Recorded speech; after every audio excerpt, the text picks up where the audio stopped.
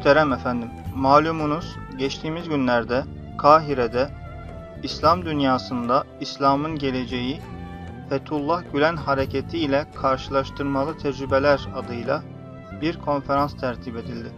Hususiyle Arap dünyası ile münasebetlerimiz açısından konferansla alakalı mülahazalarınızı lütfeder misiniz? Bu başlık, ana başlık mevzu filan, onu biraz evvel de samimi başkalarıyla da görüştüm. Ben meselenin öyle ifade edilmesini, öyle algılanmasını istemiyorum şahsen. Kalbimin sesi bu.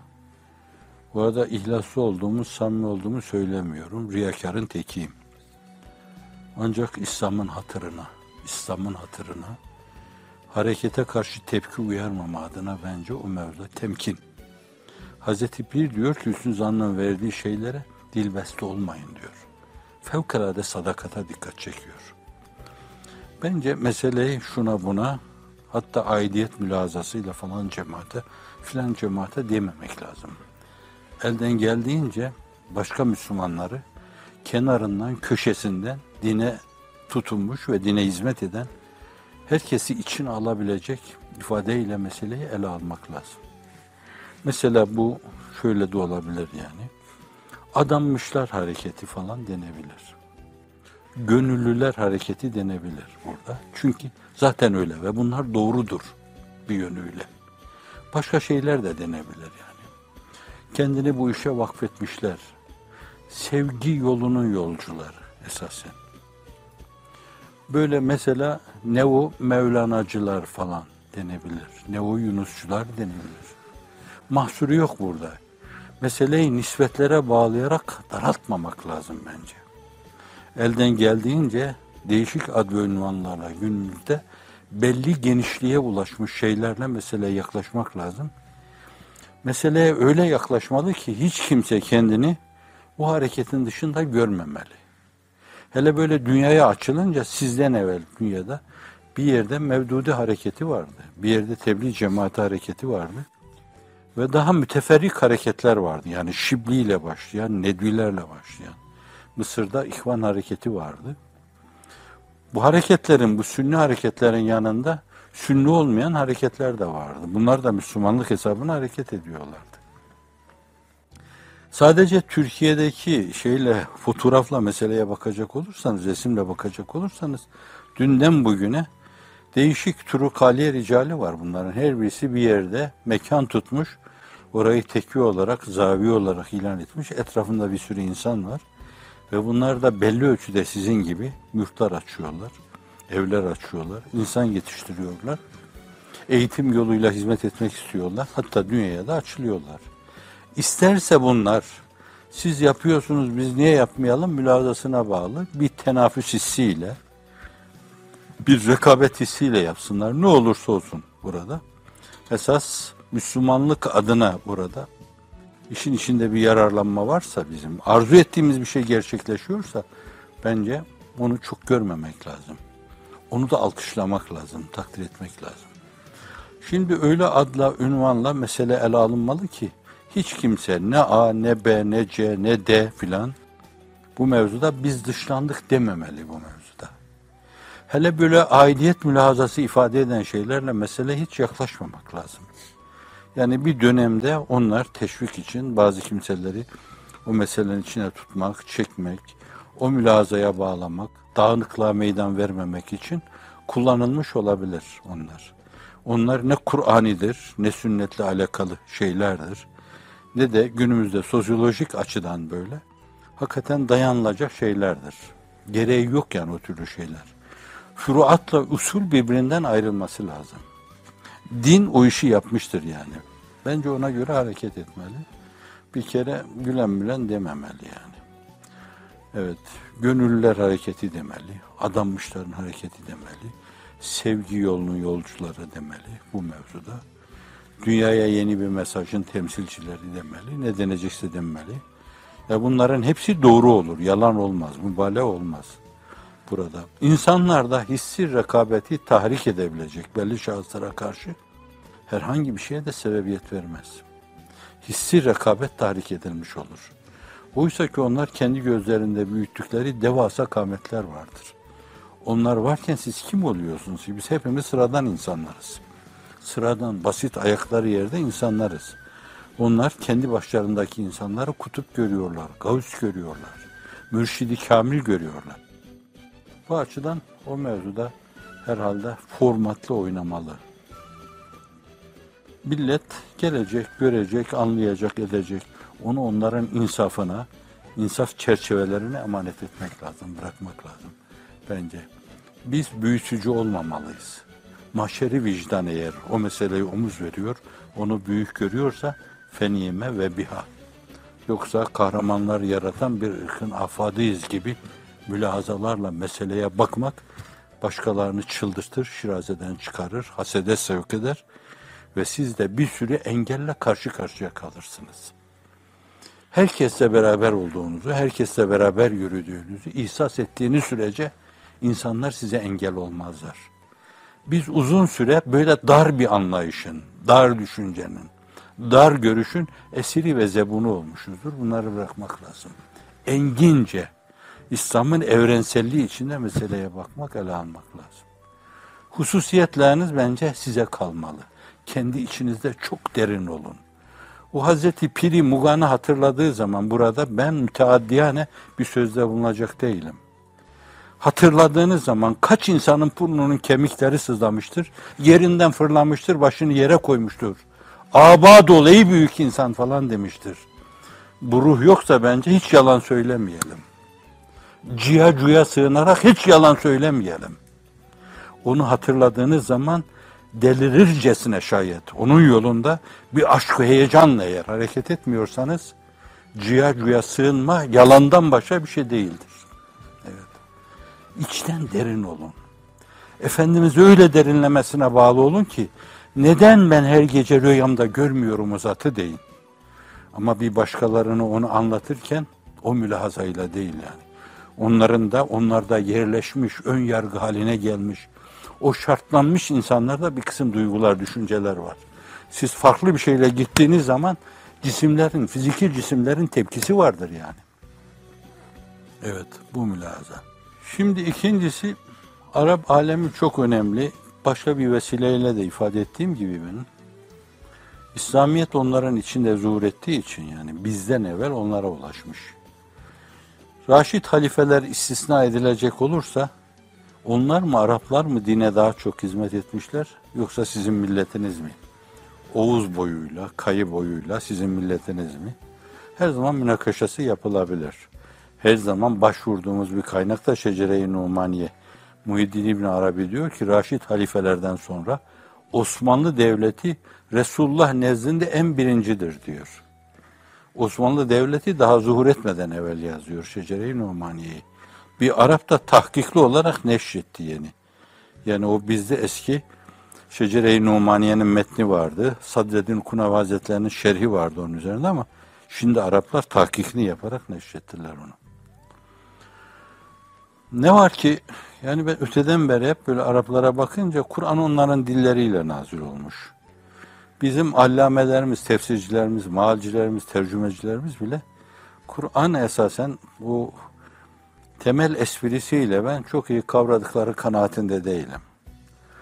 Haşa müddeyana değil yani. Onların hepsi bizim hocalarımızdır, o meal yazan insanlar. Fakat Kur'an-ı Kerim'i bir yönüyle aksettirme mevzuunda bir meale bir de Kur'an'a bakınca çok defa benim gülesim geliyor ve canım sıkılıyor. Niye Allah kelamını o enginliğine rağmen tutup da böyle o dar çerçevesi içine sıkıştırıyorlar diye asabım bozuluyor. Çok samimi söylüyorum yani. Belki içinizde en çok meal okuyan benimdir. Başkalarının mealleriyle. Fakat bugüne kadar meallerin bir şey ifade ettiğine çok inanmadım. Ama belki avam halk yani bir taraftan Kur'an'ı bir taraftan da meali okurken Rabbimizin ne dediğini anlar bir yere. Belki tefsirlere yönelerler. Şimdi onların dilleri onlar temel espriyi anlarlar bu mevzuda. Sünnet-i sayeye vakıftırlar. Hususiyle o mevzuyla alakalı fakülteleri var onların. Çok, bizden çok evvel. Dile aşina olmaları da onların işini kolaylaştırıyor. O kültürün devam ve temadisi var. Bu açıdan da şimdiye kadar başka yerlere açılma işi böyle arkadaşlarla konuşup, düşünüp, meşveret edip, ortak akla meseleyi götürdüğümüz zaman hep onları böyle dışta tuttuk. Çünkü dedi ki din adına onlar bize tepeden bakıyorlar. Başka yerlerde Müslüman olanlar da Türkiye'ye gelmiyorlar, onlara gidiyorlar. Adamlarını Mekke-i Mükerreme'ye, Medine-i Münevvere'ye veya Kahire'ye veya Ürdün'e gönderiyorlar. Orada eğitim yaptırtıyorlar onlar. Orada talim-i terbiyeye tabi tutuyorlar. Bize tepeden baktıklarından dolayı bu insanlara bir şey anlatmak için sarf edeceğimiz gayret ve cehd boşuna gidebilir. Endişesini taşıdım işin doğrusu. Fakat Allah'ın hikmetinden sual olmaz. Var ya Türk atasözü bu. Hikmetinden sual olmaz yine bakın. Şimdi bir Hira dergisi çıktı. Bir arkadaşlar, samimi arkadaşlar böyle dünyanın değişik yerlerine gittiler. Şimdi peşi peşine değişik yerlerde konferanslar inikad etmeye başladı. İşte oradaki şeylerin de Ahmet Hoca, şimdi ben gözyaşlarımı tutamadım, anlattı yani. Harekete karşı, sizin sayenize karşı, sizin cihetinize karşı, sizin dünyanın dört bir yanına yayılmış, 150-160 ülkede okul açmış, kültür lokalı açmış orada. Çok defa ızdıraplara maruz kalmış, fakirlikler yaşamış, amele gibi çalışmış o arkadaşların sahi gayretini ve sahilerine terettüp eden Allah'ın lütfunu görmemezlikten gelmek nankörlük olur. Şimdi onun görülmesi bir yönüyle memnun eder yani sizi. İşte ona ağlarsanız ona ağlanır. Efendimiz bir yerde buyurduğu gibi işte burada gözyaşı dökülür hakikaten. Çok takdirkar şeyler söylüyorlar yani. Batı'da bir iki yerde böyle hafif, az da böyle kritik yapalım, objektif olsun, azıcık sorgulayalım da bunu. Fakat orada hayret ettim, ben hiç sorgulama meselesi yok yani bu. Şimdi demek ki çok meselede yanılıyoruz biz. Demek mevsimi, böyle mevsimi gelince, hak tecelli eyleyince her işi asan ediyor, halk ediyor esbabını, bir lahzada ihsan ediyor. Öyle bir ihsan var gibi yani. Bana imzalayıp gönderdikleri kitaplarda ben kendilerine çırak olamam. Çok büyük insanlar. Orada isimlerinden bahsetti. Ben saymayacağım onları. Sadece bu imzalarda kullandıkları tabirler, ifadeler, mülazalar, yazdıkları mektuplar bazıları yanımda duruyor böyle. Bakınca size ait saygı ve gayreti günümüzde ehli dünya öyle görüyor. Yani önde turnike kim önce girmiş de onlara veriliyor. Yani Türkiye'de bir sürü insan çalışıyor. Her şey başbakana veriliyor veya cumhurbaşkanına veriliyor. Bunun gibi bu insanların Allah'ın affedebileceği belki bir yanılmadır, bir hatadır bu. Onca arkadaşın sayine terettüp eden bir şey Hazreti Pir'in ifade ettiği gibi bir insana verilmez. Ordunun bütün efradına taksim edilmesi lazım. Size cüz'i bir parça.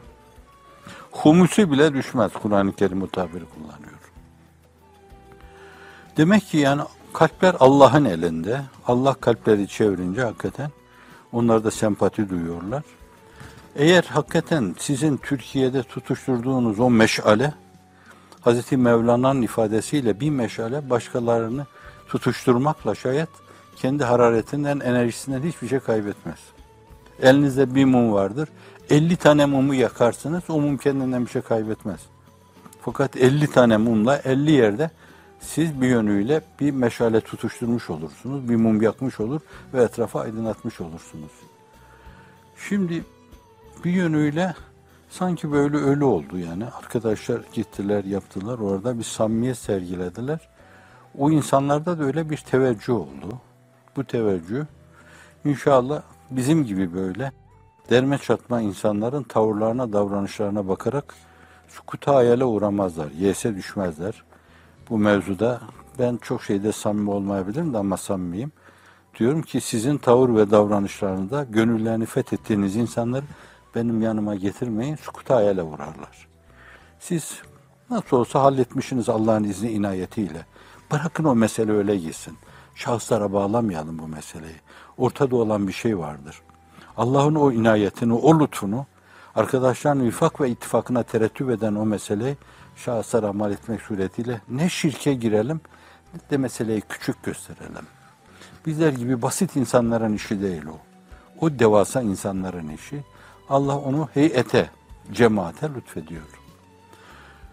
Ve o Mısır'da olan şey de o oldu. Zannediyorum detaylarıyla belki orada verilen o bildirileri okuduğunuz zaman bana özetini arkadaşlarımız birer paragraf şeklinde aksettirdiler. O ülemanın o mevzudaki takdiri İslam dünyasında çok önem arz ediyor. Sadece Afrika'dan, Siyah Afrika'dan 16-17 tane insan gitmiş oraya. Çok seviyeli. Moskova'da öyle oldu yani. İngiltere'de öyle oldu. Almanya'da öyle oldu. Şimdi bunlar nedir yani? Cenab-ı Hakk'ın bir avans vermesi demektir size. Size bir avans veriyor. Bak yaptığınız bu şeyler boşa gitmiyor. Takdirle karşılanıyor. Alkışlanıyor bunlar. Öyleyse siz bu ortamı rentable olarak değerlendirin.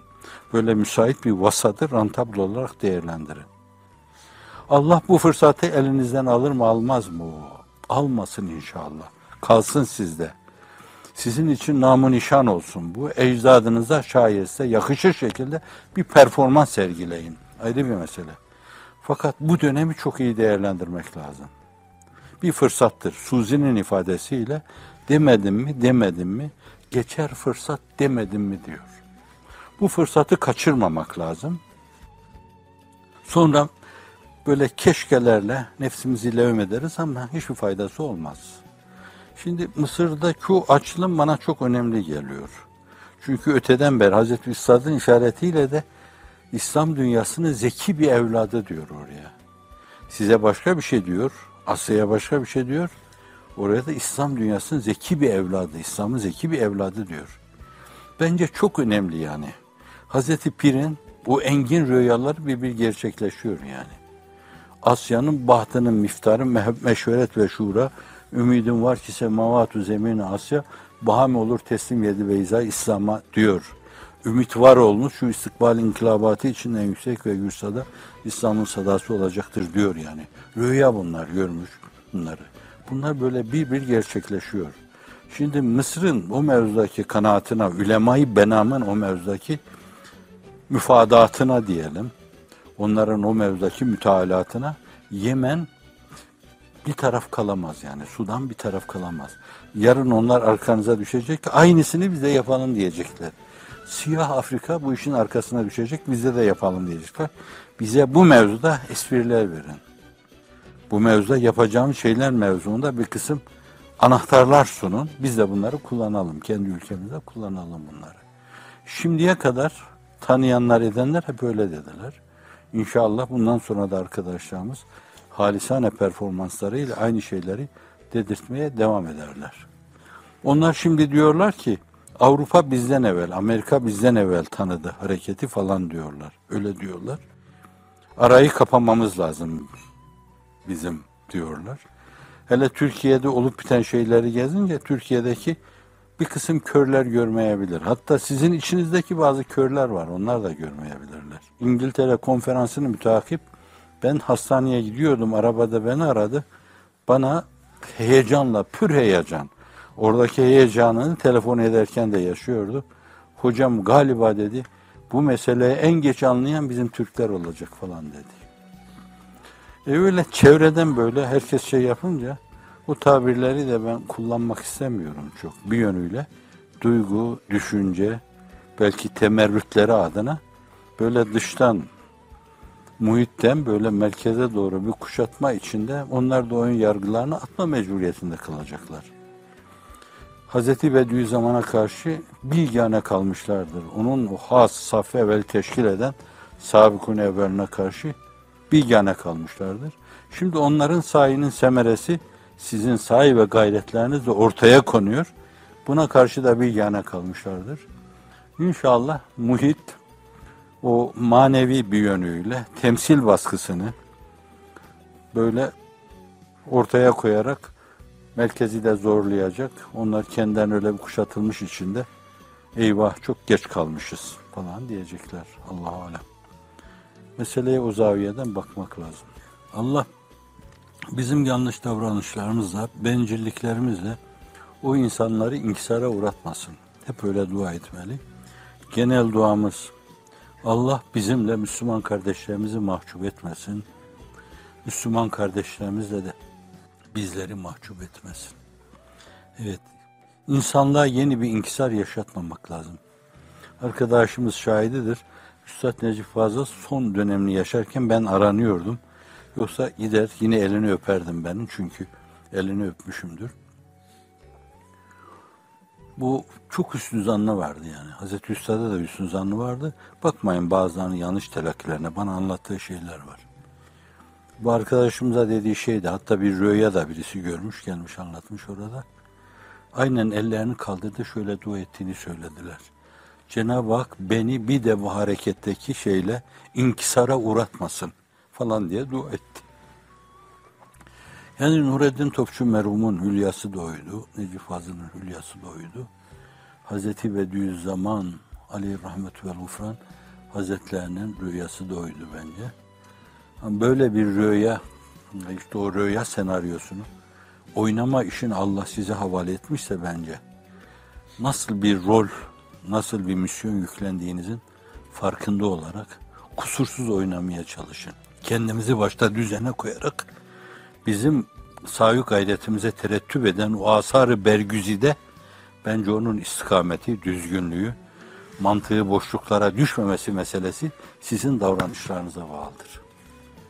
Siz ne kadar mantıki, ne kadar kalbi, ne kadar ruhi, işi kalp ve ruh hayat yörüngesinde götürürseniz, Allah'ın izni inayetiyle mesele o kadar şirin düşer. Bu ahsen-i takvime mazhar olan insanlar, tabiatlar icabı o kadar o meseleye karşı hayışkarlık gösterirler. Kapılar o kadar ardına kadar açılır. Ama o Türkiye'de gördüğü şey öyle olsun diye kimse hiç öyle yapmamış yani. İşin tabii hali öyledir yani. Kimse sunilik olsun diye yapmadı ki yani. Milletin 40 senelik, 50 senelik, 60 senelik hayatı neyse odur yani. Gidip görünce iyi diyorlar öyle. İyi bir şey diyorlar bu yani. Talebeye bakılmış, ilmi irfana yönelme olmuş, ibadet taata dikkat edilmiş. Şimdi Araplar sizden, hani Kulübü Dariye'yi de görünce Muhammed Umare gibi allame bir zat, çok önemli bir zat, değişik şeyleriyle biliyorum İslam dünyası için tehlikeleri keşfeden insanlar birkaç tane vardır. Bir tanesi o. Çok önemli, güçlü bir zat. Bana imzalayıp gönderdiği kitabı da var. Allame bir insan. Orada bizim hanım Kulübü Dariye'yi hiç elden bırakmıyor diyor yani. İşte onu siz neşrettiniz. Sizin akademiden neşredildi. Demek ki yani dua etme mevzunu da onlara siz götüreceksiniz. Dua. Dua duygusunu. Dua esbab üstü Cenab-ı Hakk'a teveccühün ünvanıdır. Dua ibadetin muhkudur, amudi fikarisidir veya omuriliğidir. Halis bir ubudiyettir diyor Hazreti Piri Muvan. Bu açıdan bunlar çok önemli şeyler. Hafife alınacak gibi şeyler değil. O Zalul, Doktor Zalul, ben senelerden beri hep böyle onu Suudi Arabistan televizyonda dinlerim. Fünun-ü Müsvedde'ye vakıf. Aynı zamanda değişik ilim dallarında şey almış, yok. Nobel ödülü almış bir insan. Çok iyi, sağlam bir ilahiyatçı aynı zamanda. Benden 3-4 yaş büyük. Televizyonda hep dinliyordum ben onu, böyle hayran edem. O da bana gönderdiği kitap var bir iki tane. O da öyle takdiskar şeyler yazıyor. Bunlar sizin harekete hayranlık duyuyorlar. Yani çok defa bu türlü şeyler başladı. Bir yerde akım kaldı. İnsanlar takıldı, yolda kaldılar ve döküldüler. Bu Allah'ın bir inayetidir nazarıyla bakıyorlar. Benim ricam hiçbir şey ifade etmez. Fakat şöyle diyeyim, samimiyim bunda. Elinizi ayağınızı öpeyim. İnsanları inkisara uğratmayın. Dünyayı düşünmeyin. Ahireti de düşünmeyin. Cenneti de cehennemi de kaldırın bir kenara atın. Allah rızası deyin, Resulullah hatırı deyin, Hazreti Pir-i Muhan'ın yolu deyin, bence o mevzuda önemli değil. Birileri ölmeden başkaları dirilmez. Siz yaşamak için değil, yaşatmak için var olun. Basu badel mevt, İsrafil olun, basu badel mevt erleri olun. Bunu demeye, sizden istemeye hakkım yok, o konumda değilim ben. Ama ruhlarınıza nüfuz etme, kalplerinizin içine girme, gücüm yetseydi birer kor atardım oraya, hepinizi delirtirdim ben. Sokaklara düşün böyle, vadi vadi dolaşın, hep bu meseleyi inleyin. Elimden gelseydi öyle yapardım. Din adına hepinizi Allah delirtsin derdim. İnsanları yeniden bir kere daha tebliğ cemaatiyle, öbürleriyle, öbür cemaat-i İslamiye ile, ihvanla inkisara uğrattıkları gibi Allah bir de sizinle inkisara uğratmasın. Bu bir hüsnü zannın ifadesi yani. Bizim demek ki böyle aleme örnek olacak kıvamda, formatta bir halimiz, bir yönümüz, bir hizmet disiplinlerimiz varmış, disiplinler mecmuamız varmış şeklinde bakarsak o da yakışıksız düşer. Allah teedip buyurur, şefkat tokatı yeriz. O hüsnü zannın mükafatını alır bence. Bize de o mevzuda hakikaten onları yalan çıkarmamak için temkinli davranmak düşer bundan sonra. Hasbilik düşer. Adanmış diyoruz madem, adanma demek. Eskiden zaten o evlere kendisini adayan adamlara, o saffe evvelen talebeleri vakıf derlerdi yani. Başka bir işi yok. O Hazreti Pir-i Muğan kitaplarından gelen o minnacık zekatla siz de biliyorsunuz yani. Hala o şeyi onun has talebeleri devam ettiriyorlar. Küçük küçük şeyler yani. Senelik $100, $200 gibi bir şey. Sadece bu ekmeğe yetmez yani. Sizin ekmeğinize. Onlar o kadar saf, samimi ve duru yaşıyorlardı. Ben o Süleymaniye'deki o dershaneye çok defa gitmişimdir orada. İnanın yağsız çorba içmişimdir. Ve insanlar hasırda uzanır yatarlardı.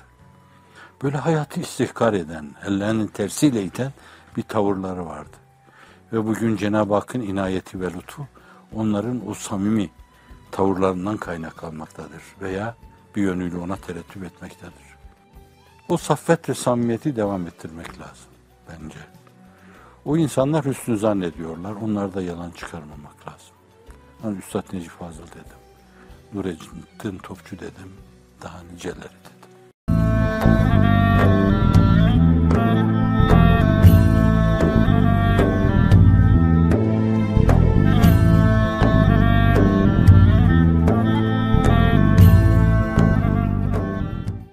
Yani bütün güzellikleri anlatın. Bizim kocunacak bir yanımız yok ki. Hazreti Mesih başımızın üstünde yeri var. Hazreti Musa başımızın üstünde yeri var. Problemimiz yok bizim. O mevzuda Kur'an-ı Kerim'i açtığımız zaman baştan aşağıya onları mahcup edecek öyle şeyler söyleriz ki onlar hicap altında kalırlar. Evet, bu açıdan da bence komplekse lüzum yok yani o mevzuda. Kendi dinamiklerimizden, kendi esaslarımızdan emin olmamız lazım. Zorlama değil. Akla hitap etmek lazım. Tavırlarla meseleyi sergilemek lazım. İnsanlığın iftihar tablosu Necran Hristiyanlarını benim haremim deyip yani Hazreti İbrahim Mekke sınırlarını belirledi, harem dedi. Yani dinsiz giremez oraya. Hususiyle Efendimiz sallallahu aleyhi ve sellem hakimiyeti, seniyesini tesis buyurduktan sonra bu işe çok dikkat edildi. Bu disiplin hep uygulandı. Ben de Medine'yi Labeteyn arasında harem ilan ediyorum diyor. Necran Hristiyanlarının Labeteyn içine değil, Mescid-i Nebevisine sokuyor.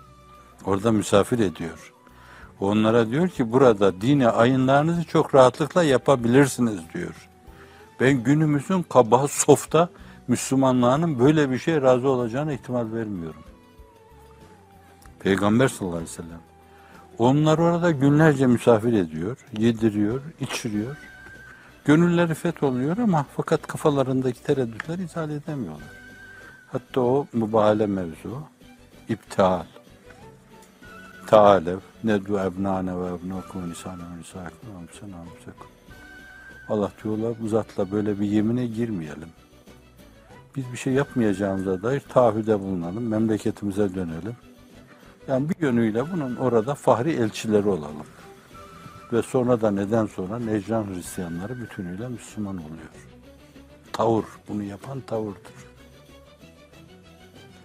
Benim tavrıma, davranışlarıma baktı Allah'ın izni, inayetiyle 10 tane insan şöyle Müslüman oldu diyebiliyorsanız ben onun değil alnından, ayaklarından öperim. Hiçbir şey söylemedim. Hiçbir şey yapmadım. Benim 10 seneden beri hayatımı süzüyormuş. Alışverişim, muamelem, konuşmalarımdaki samimiyet, ses tonumdaki samimiyet. Bunlara bakmış, bende o yok ama falan. Aldanmış ondan ama fakat güzel bir aldanma. Keşke herkes öyle aldansa. Meseleye de bu şekilde yaklaşma. Çok şirin bir şey.